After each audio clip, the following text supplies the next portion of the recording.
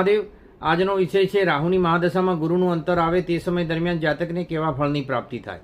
તો ગુરુ દેવોના પણ ગુરુ છે અને એક શુભ ગ્રહ છે। જ્યારે ત્રિકોણ અથવા તો કેન્દ્ર સ્થાનમાં બિરાજમાન હોય તેવા સંજોગોમાં જાતકને સારું ફળ આપે છે। પોતાની મીન રાશિ અથવા તો ધન રાશિમાં હોય તે સમય દરમિયાન જાતકને સારું ફળ આપે છે।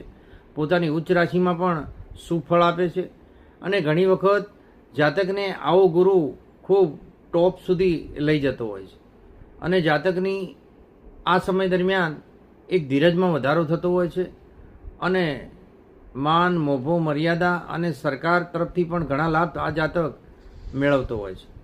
ઘણી વખત 6ઠા, 8મા, 12મા સ્થાનમાં રહેલો ગુરુ, નીચત્વ પામતો ગુરુ જાતકને અશુભ ફળ અને આર્થિક દ્રષ્ટિએ નુકસાન કરાવતો હોય છે। તો અશુભ ફળ આપતો ગુરુ જ્યારે જન્મકુંડળીમાં હોય તે સમય દરમિયાન જાતકે શું કરવું જોઈએ?